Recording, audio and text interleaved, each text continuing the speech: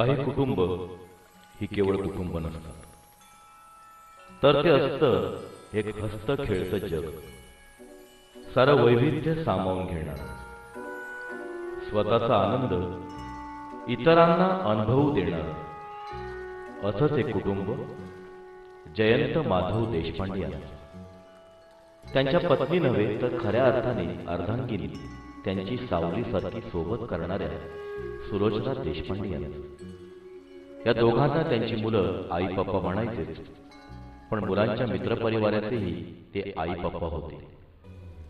अगदी अडल्या नडलेल्यांचेही ते आई पप्पा बनले. त्या साऱ्यांना दोघांबद्दल खूप खूप बोलायचे, म्हणूनच हा स्मृतिपटल आठवणींच्या गंधकोशी.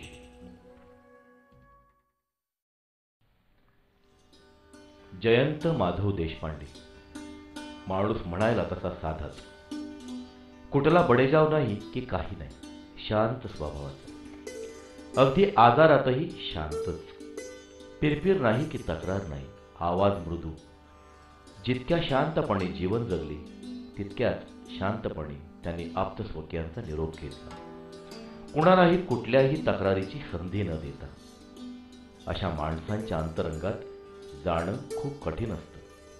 खूप वादळं दडलेली असतात त्यांच्या मौनात, मितभाषीपणात. आत शिरलं की सापडतं एक धगधगतं जीवन. आपणच होतो मग आश्चर्यचकित. इतका सगळा संघर्षमय इतिहास, समाजातलं आदराचं स्थान असलेलं व्यक्तिमत्व, पण कधीही मोठेपणाचा आव नाही. उल्हासनगरातल्या मराठी माणसाच्या सुरुवातीच्या काळातल्या संघर्षाचे जयंत देशपांडे नुसते साक्षीदार नाहीत, तर त्या संघर्षाचे ते एक भाग होते. त्या संघर्षाचे ते अग्रणीच होते असे म्हटलं तर वावगं ठरणार नाही. जयंतराव माधव देशपांडे म्हणजे सगळ्यांचे पप्पा. उल्हासनगरच्या लालचक्की विभागातील जे काही मूळ रहिवासी आहेत त्यांचे एक आधारस्तंभ म्हणून ते या ठिकाणी कार्यरत होते. ज्यावेळेला या ठिकाणी एक तडीपार लोकांची वस्ती किंवा एक निर्वासितांचा एक कुठलं तरी कोणाला असं ह्या विभागाला स्वरूप होतं. आणि संध्याकाळी 6 नंतर देखील लोकांना घराच्या बाहेर पडणं म्हणजे फार मोठी जिकरीचं वाटत होतं. अशा काळामध्ये जयंतराव देशपांडे यांनी या विभागामध्ये सामाजिक कार्य केलं. प्रतिकूल परिस्थितीमध्ये सर्व समाजाच्या घटकांना बरोबर घेऊन सार्वजनिक मित्रमंडळाची स्थापना केली. या मित्रमंडळाची स्थापना करण्याच्या आधी ते शिवसेनेचे उपशहर प्रमुख होते. बऱ्याच लोकांना माहीत नाही आहे. शिवसेनेच्या स्थापनेपासून ते शिवसेनेत कार्यरत होते. त्यांनी जे यादव नावाचे शहर प्रमुख होते त्यांच्या काळामध्ये, यशवंत यादव, त्यांच्या काळामध्ये त्यांनी उपशहर प्रमुख पद भूषवलं होतं आणि शिवसेनेच्या अनेक आंदोलनामध्ये, मोर्चामध्ये सहभाग घेतला होता. या ठिकाणी जी वस्ती वसलेली आहे ते वस्ती वसवण्यामागे आणि त्यातल्या नागरी सुविधा सोडवण्यामागे देशपांडे यांचा फार मोलाचा हात. पुण्यात जिथे आज लवासा वसलंय त्याच बोहिणी गावातलं देशपांडेंचं कुटुंब. जयंत देशपांडेंचं 7वी पास म्हणजे तेव्हाचं फायनलपर्यंत शिक्षण. गावी शाळा मास्तर होते. शाळेत शिकवायचे हे त्यांच्या जवळच्याही फार कमी लोकांनाच माहीत. पुढे नोकरी धंद्याच्या निमित्ताने मुंबईत आले. दादरला खाडके बिल्डिंगमध्ये काकांकडे राहायचे. काकांवर अवलंबून मात्र राहिले नाहीत. पडेल ते काम त्यांनी केलं. अगदी ट्रेनमध्ये गोळ्यासुद्धा विकल्या. गॅरेजमध्ये मजुरी केली. नोकरीची खटपट सुरू होतीच. प्रीमियरमध्ये नोकरीला लागल्यावर त्यांना स्थिरता आली. लग्नाचं जमल्यावर मग त्यांनी विक्रोळीत भाड्याने घर घेतलं. त्या घरात सुलोचना यांनी पाय ठेवला आणि जयंत देशपांडेंच्या आयुष्याला एक वेगळीच गती मिळाली. तिथे सुद्धा बेबीने अगदी अक्षरशः भाऊसाहेबांच्या संसारामध्ये शून्यातनं विश्व निर्माण केलं. अक्षरशः बेबीमुळे भाऊसाहेब एवढे मोठे झाले. कारण हे बाहेर सगळं त्यांचं बाहेरचं जग, बाकी घरातलं सगळंही जमायचं.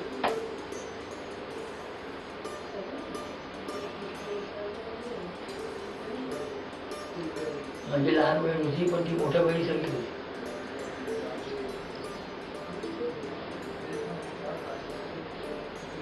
मस्त जोडपं होतं, काय कोणाची दृष्टी लागली माहिती.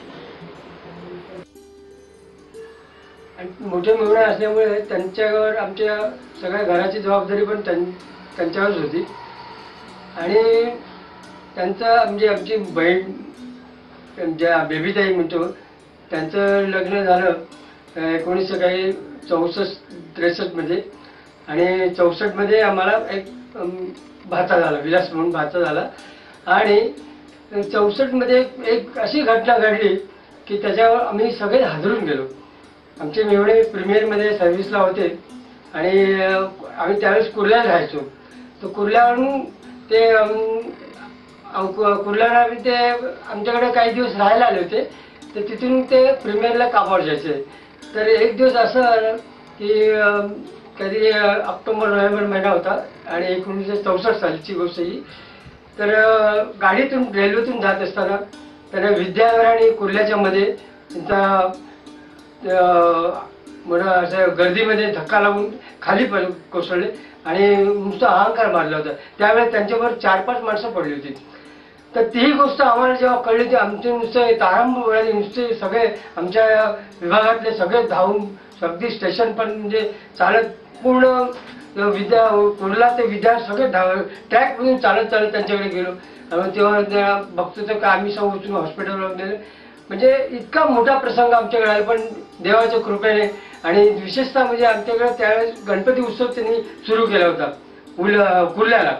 तर गणपतीची कृपा म्हणून ते अगदी सुखरूप राहिले.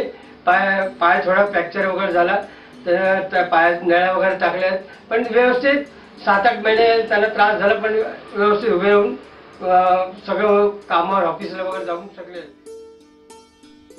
आज उल्हासनगरात मराठी माणसांचा ठळक वावर असलेली जी मोजकी ठिकाणं आहेत त्यात लालचक्की परिसर आहे.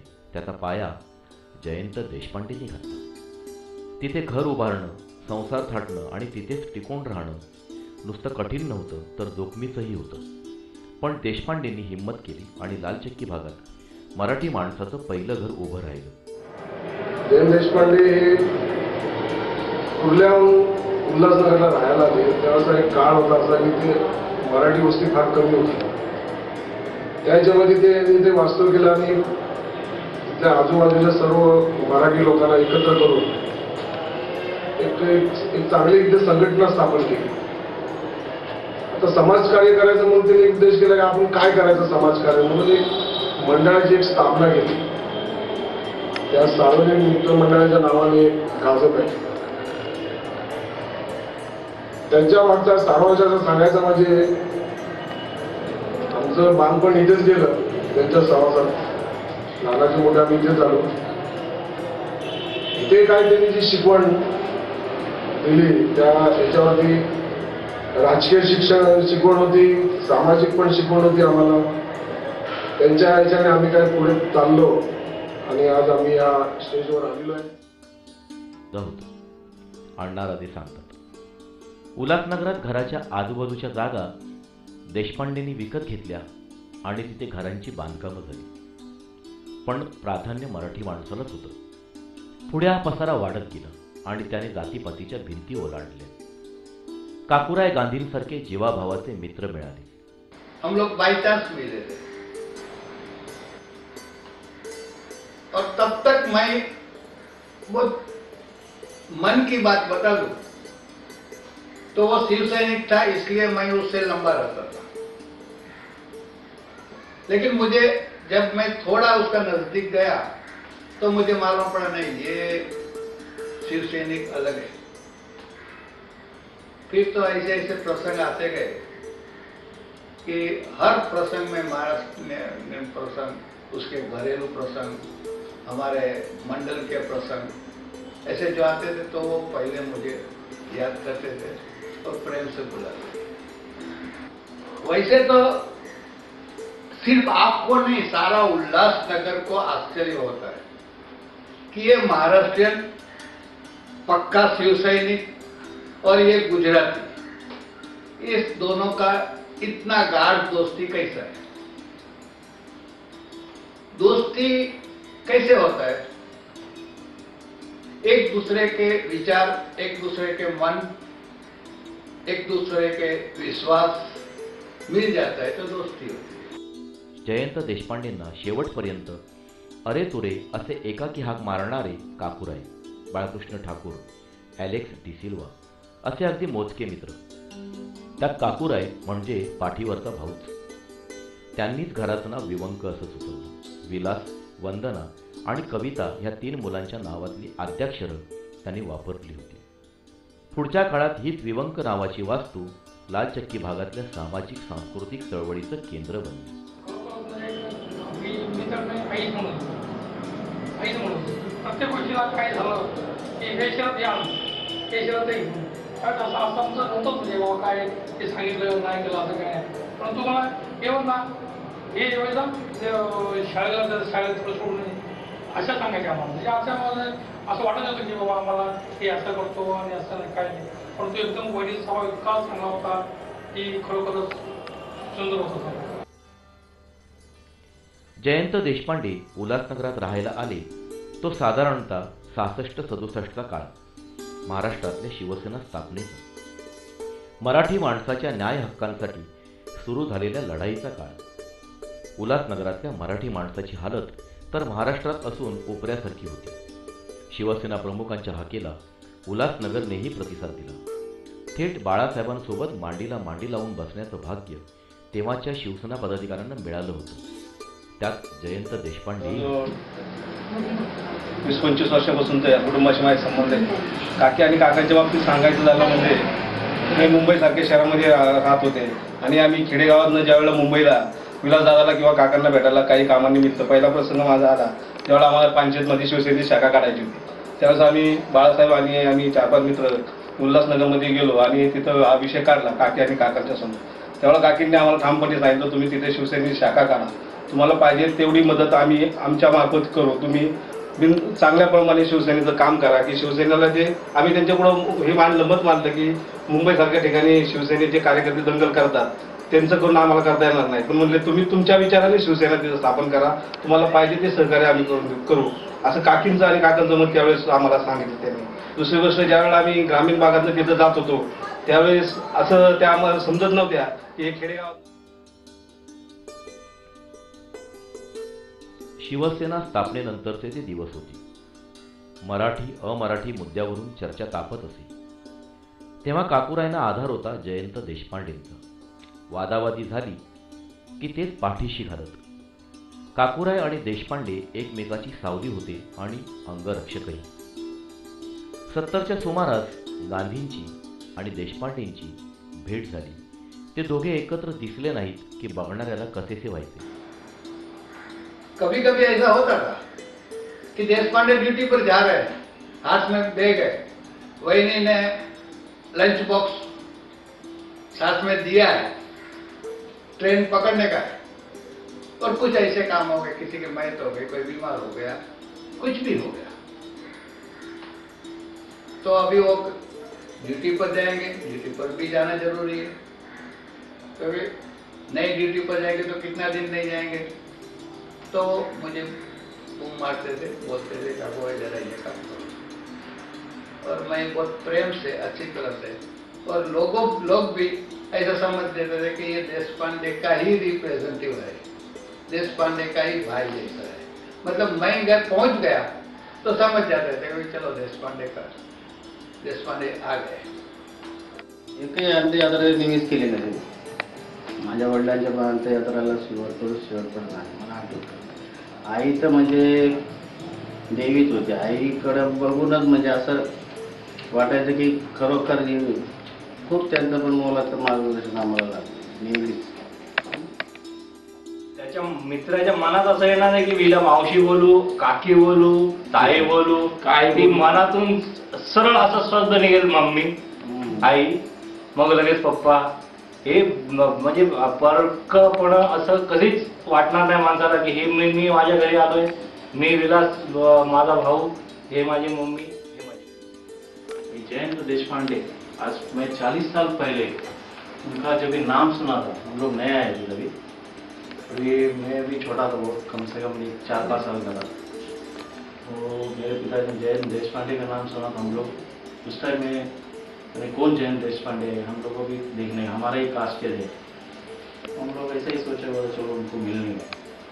उनका घर पहले वहाँ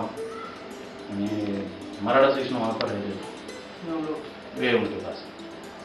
तो उन्होंने मुझे बताया था, मेरे पिताजी को बताया था, आप कहाँ रहते हैं, क्या नाम है, सब बोला गुप्ते करके हम लोग है, अपने कास्ट के। तो उन्होंने फिर हम लोग भाड़े पे रहते थे, तो आपको खुद का घर लेना है वाला हम लोग भी ढूंढ रहे थे। तो इस टाइम में जयंत देशपांडे हम लोग को बहुत हेल्प कर रहे थे, और हम लोग तो भगवान ही मान। आम्ही आधी उल्हासनगरला राहत होतो, त्यांच्या घरी भाड्याने राहत होतो 7 वर्ष. पण ते भाऊसाहेब आणि वहिनी आमचं खूप हे केलेले, चांगलं केलेले आम्हाला त्या घरात सोडून जायची इच्छा पण नव्हती. 7 वर्ष राहायला आम्ही स्वतःचं घर घेतलं म्हणून आम्ही तिकडून गेलो, नाही तर आम्ही काही तिकडून गेलो नसतो. मी भाऊसाहेबांना भाऊ मांडलेली बहीण आहे मी, पण आजपर्यंत त्यांचा खूप मला आठवण येतो. आज त्यांचं पण अचानक असं झालं की मला अजूनपर्यंत मग जोर भरूनच येत आहे. हमारे लिए देशपांडे शायद भगवान रहे, माँ बाप दोनों हमारे हैं. एखाद्याच्या घरात किराणा नसेल तर दुकानदाराला आपल्या नावावर द्यायला सांगणार. प्रीमियरचा पगार झाला की पैसे चुकते.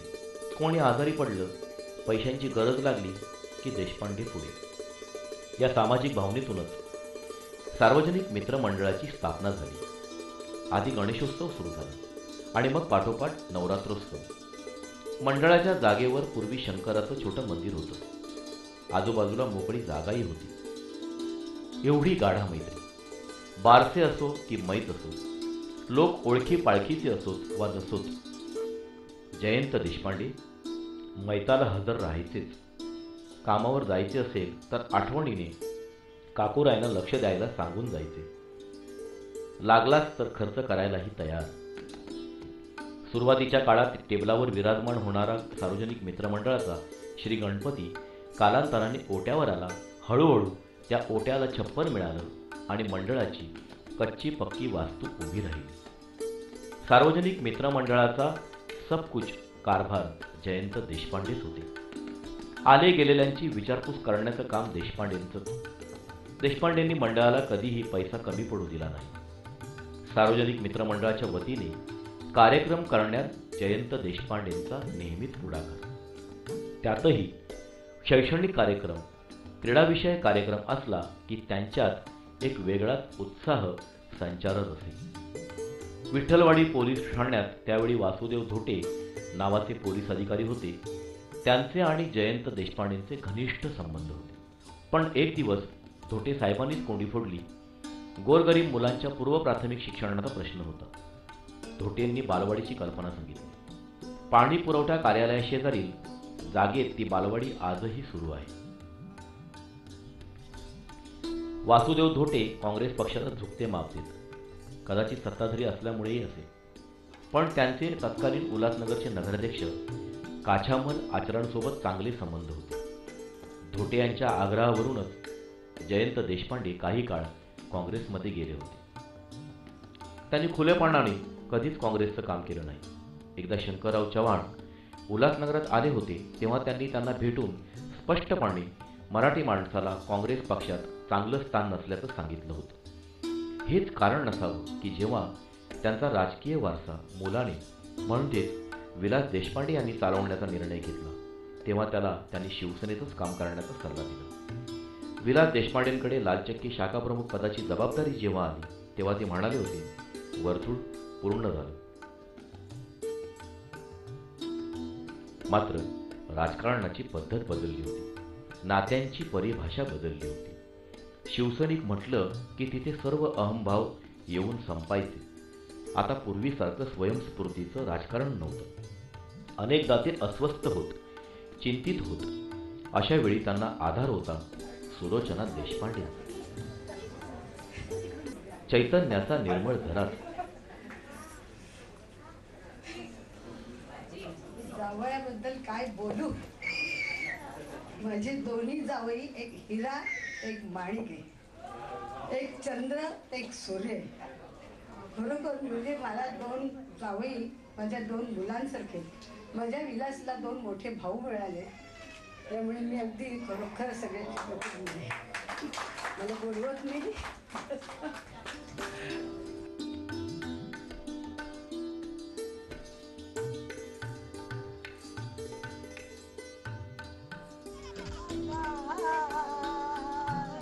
आईने केला, मम्मीने केला, आजीने केला, आजोबांनी केला, काकाने केला तुझा, केला हातात तुझा, तुझा गवार सखा.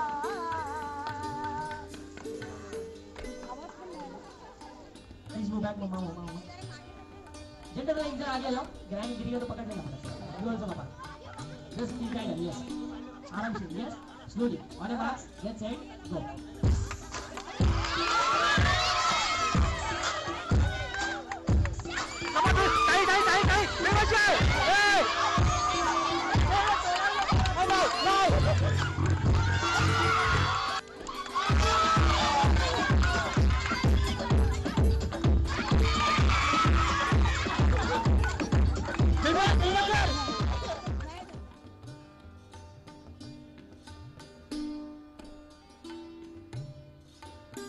मध्यमवर्गीयांच्या राजकारण समाजकारणात गृहिणीवर मोठा ताण येतो. सुलोचना देशपांडेंनी तो आनंदाने झेलला. जयंत देशपांडेंसोबत त्या खांद्याला खांदा लावून उभ्या राहिल्या. हा आधार चुकल्यानंतर मात्र देशपांडे खचले. शरीर हालचाल करण्याचं झालं. सतत लोकांमध्ये वावरणाऱ्या सामाजिक कार्यकर्त्यासाठी इतर कोणत्याही वेदनेपेक्षा समाजापासून पडत जाणारे अंतर अधिक वेदनादायी असते. पण देशपांडे शांतच राहिले. त्यांनी आक्रस टाळेपणा केला नाही. ते खुर्चीत एका जागी बसून होते. पण कुटुंबावरील त्यांची पकड कायम होती. आम्ही सगळं शेअर करायचो. म्हणजे आई आणि पप्पा दोघांशी सगळं शेअर करायचं. आणि सगळ्यांचं आमचं म्हणजे फ्रेंडलीच होतं. म्हणजे आणि मी सगळ्यात छोटी होती म्हणून मला जास्तीच फ्रीडम. आईचं थोडं बाहेर म्हणजे गार्डनिंग जास्त आईला हाऊस होती. आणि मग माझी शाळा दुपारची असायची 12-12:30ची. की मग ते तिचं स्वयंपाक उशीर असायचं सगळं तिचं करायला. मग ती एकदम गरम गरम वरण भात वगैरे गरम गरम असायचं. मग मला 6वीपर्यंत तिने भरवलं अक्षरशः. कारण ती गरम गरम खाणार का म्हणून 6वीपर्यंत ती भरवत होती मला. म्हणून सगळे चिडवायचे. पण इतकी मोठी झाली तरी भरवते आई वगैरे. पप्पा तर मी 10वीत होती तोपर्यंत मला कडेवर घेऊन फिरायची गार्डन मध्ये. आमच्या उल्हासनगरचं ते ह्याच्यामध्ये 10वीत असेपर्यंत पप्पा मला कडेवर. आईचं तर असं होतं की आता ती जायच्या आधी ते फ्रेंडशिप डे होता.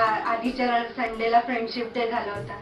तर ते ह्यांनी दरवर्षी असं करायचे, फोन करायचे, हॅपी फ्रेंडशिप डे आजीला बोलायचे. तर त्यावर्षी त्यांनी केला नव्हता त्या दिवशी. तर दुसऱ्या दिवशी तिचा फोन आला सकाळी, तुम्हाला फ्रेंडशिप डेचं. मामा भेटला ना, मामा आणि भाई मामा म्हणजे त्यांचे गुण, की ते जुन्या गोष्टी सगळे सांगत बसायचे. आणि ती माणसं पण दाखवायचे की हा बघ हा तो माणूस, हा आमच्याबरोबर इकडे फिरायला आला होता. त्याच्यामुळे मामा माझ्याशी जास्त बोलायचं. म्हणजे हे लोक म्हणतात सगळे की मामा बोलायचा नाही, खरोखर शांत होता. पण मामा आम्ही बसलो ना की मामा तुला अरे हे माहितीये का, तुला ते माहितीये का. मग ते जननीचं त्यांनी खूप काम केलं होतं. जननी म्हणजे देऊळ आहे वरती. तर तिकडे ते लहानपणी किंवा लहानपणापासूनचा इतिहास मला माहितीये की ते जननीला कसे जायचे, मग ते जंगल कसं होतं, हे सगळं ते माझ्याशी गप्पा मारायचे. आणि मग इतर वेळेस बाकी हिस्ट्री कधी अशा खूप आवडी होत्या त्यांना. पण हे असलं की ते पण प्रत्येक वेळेस ज्यावेळेस मी उल्हासनगरला जायचो ना त्यावेळेस त्यांच्या मित्रांची पण माझी ओळख जास्त करून दिली त्यांनी. सुलोचना देशपांडेंचा वारसा त्यांची सून मंगल चालवू लागली होती. जावई सुद्धा मुलांसारखेच. मुलाकडचे आणि मुलींकडचे हे अंतरच कधी देशपांडेच्या कुटुंबात कोणी पाहिलं नाही. सासूबाईंचं आणि आमचं कधीही मला तरी जावई असा संबंध नाही. त्यांनी मला मुलासारखी वागणूक दिली. आणि काही वेळेला माझी आई स्वतःची तेवढी मला दमदाटी करत नसेल तेवढ्या आमच्या सासूबाई त्यांना आम्ही काकी म्हणायचो. त्या दोघांचं एक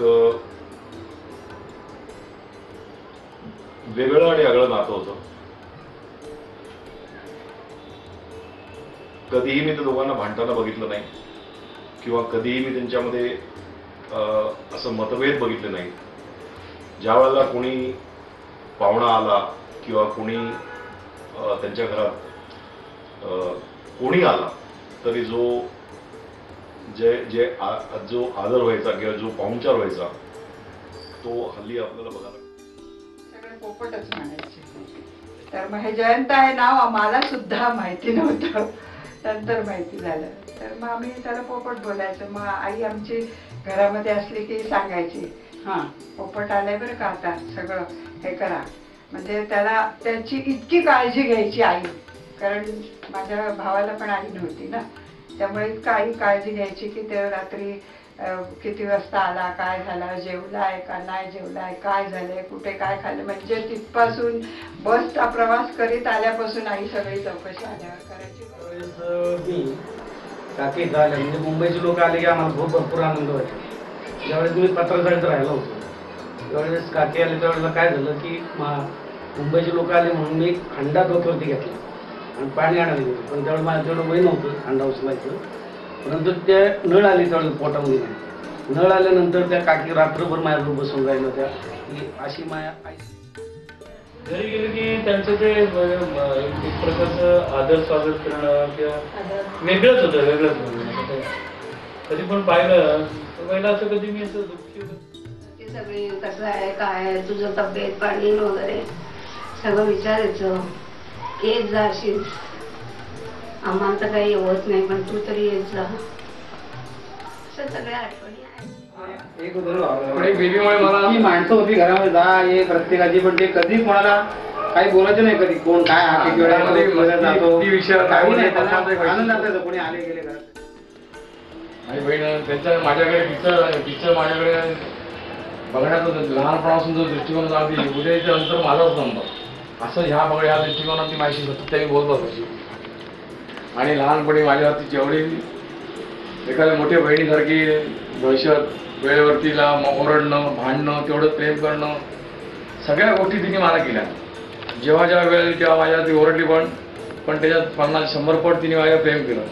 आधी शेवटपर्यंत माझ्याबरोबर माझ्या आयुष्यामध्ये बेबीताई एवढं कोणीच नाही, बाकी काही नाही. माझ्या आयुष्याच्या 70 ते 30 ते 40 वर्षामध्ये कोणताही असा दिवस उजाडला नाही की मी ज्या दिवशी बेबीताईच्या घरी गेलो नाही की बेबीताईला भेटलो नाही. ती ठाण्याला जाईपर्यंत मी बेबीच्या घरात रोज तिच्या घरात दर्शन नाही घेतलं की तिचं दर्शन घेतलं नाही, असं कधीच घडलं नाही. तेव्हा रोहन बेबीताईंना बेबी आत्या बोलायचा आणि पप्पांना आजोबा बोलायचा. अख्ख्या रस्त्यावर तेच चालू होतं. आणि तेव्हा तो छोटा होता. आणि आता माझ्या मुलीच्या लग्नापर्यंत बेबीताई होत्या. त्याच्यानंतर आता जर सोनालीचं कोणी कौतुक केलं असतं तर ते फक्त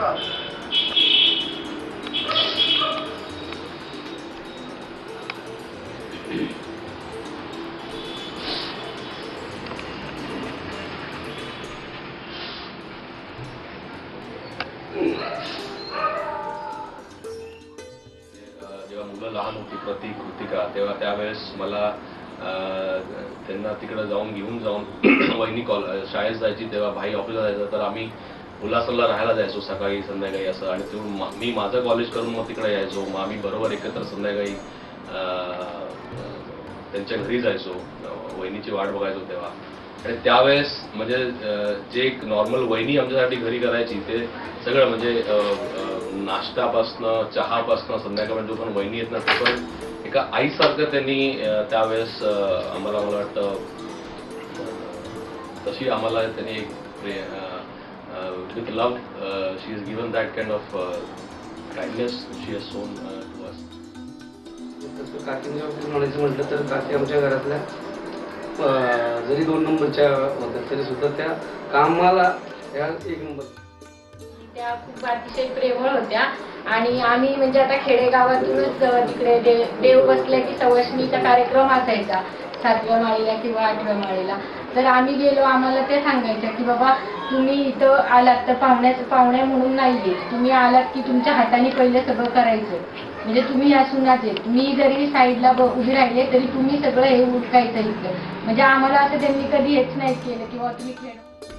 आमच्या पुतण्याचा साखरपुडा होता त्यावेळेस आम्ही सगळेजण गेलो होतो. तर आम्ही म्हणजे इकडे यायला निघालो होतो तर काकी म्हणाल्या नाही नाही आपलं जायचं नाही, तुम्ही जेवण वगैरे केल्याशिवाय निघायचं नाही, जेवण केल्यानंतर जा तुम्ही. आम्हाला त्यांनी बिर्याणी वगैरे केली, जेवण वगैरे केलं आणि नंतर मग त्या दिवशी आम्हाला त्यांनी राहायला सांगितलं. मग दुसऱ्या दिवशी काकी गेल्यानंतर काका होते तरी पण एक असं वाटायचं घरात जाताना की काकींची उणीव तर कसं मला नेहमी वाटायचं की बोलक्या माणसाला माणसं खूप जोडता येतात, पण काका काकींकडे बघितल्यावर असं वाटलं की नाही मितभाषी माणूस पण तेवढीच माणसं जोडू शकतो. तर तो खूप एक काकांमधला एक गुण होता की ते गेल्यावर फक्त एक स्माईल द्यायचे, पण त्याच्यानंतर ती जी माणसं ज्या आपुलकीने ज्या जिव्हाळ्याने घरामध्ये येणं जाणं होतं, म्हणजे आजही आहे, कारण मंगलवेणी आणि विलास भाऊंकडे आजही आपण सगळे तेवढ्याच आपुलकीने जातो. पण ह्या दोघांकडे बघितल्यावर मला नेहमी एक गोष्ट जाणायची की नाही माणसामध्ये बोलकेपणा हा एक गुणानेच माणसं जोडली जातात. हे काकांनी म्हणजे ह्याला अपवाद ठरले हे मी सांगते. काका एकदम शांत माणूस होते. कधी पण त्यांच्या घरी गेली तर एकदम हळू बोलायचे, फोनवर काय बोलायचे ऐकायला जायचं नाही, पण एकदम चांगले. काकांना वगैरे डॅडीची आठवण यायची, कधी गेलं तर कशी आहे चिवली काय आहे, एकदम चांगले म्हणलं तर एकदम चांगले.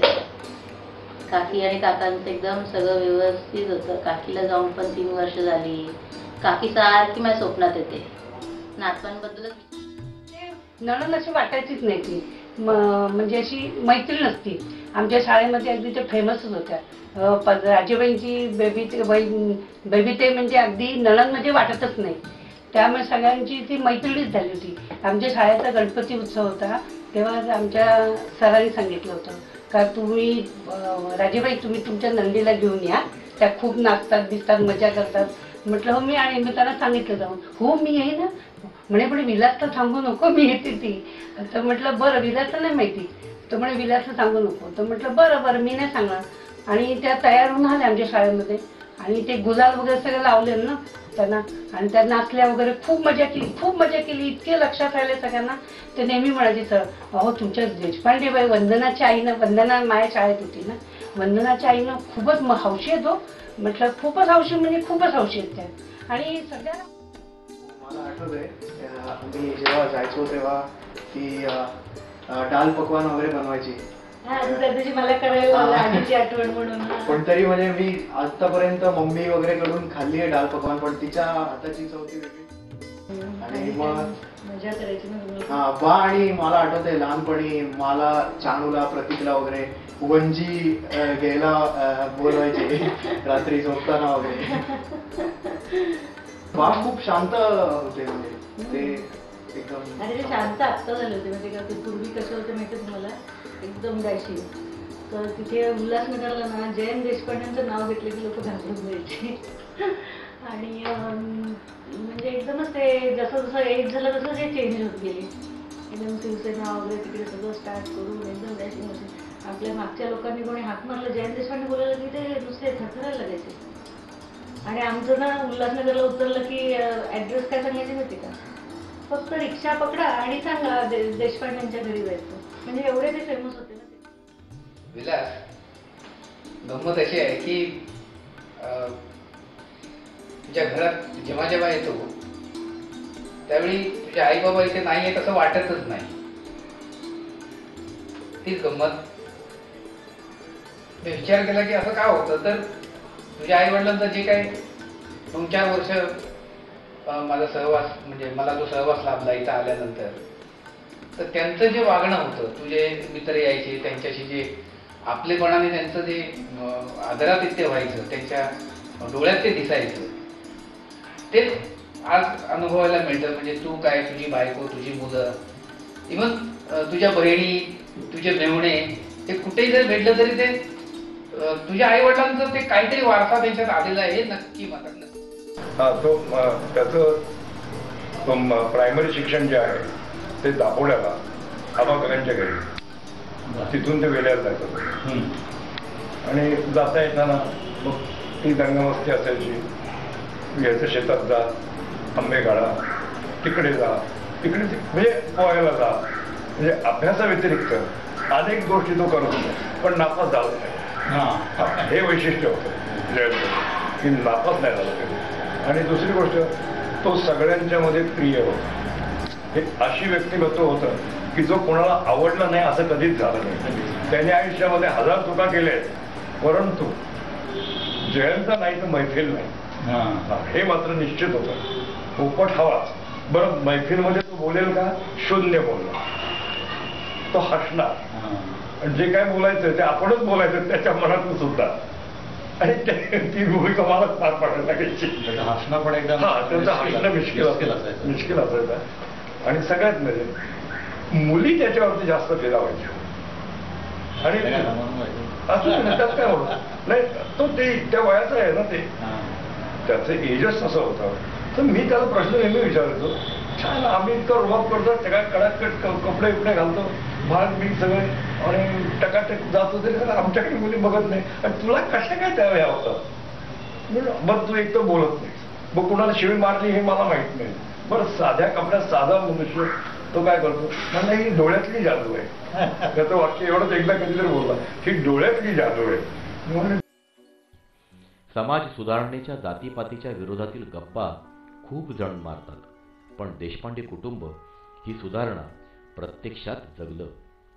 जातीपातीच्या पलीकडे जाऊन देशपांडे कुटुंबाने सगळी नाती जपली.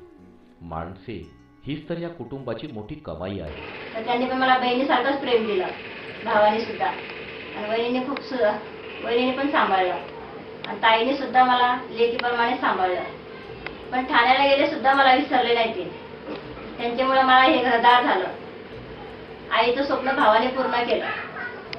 आई मला सोडून गेलं तरी पण मला खूप वाईट वाटतं. मला कोणी पण विचारतं तर मला खूप लगेच डोळे भरून येतात माझे ताईविषयी.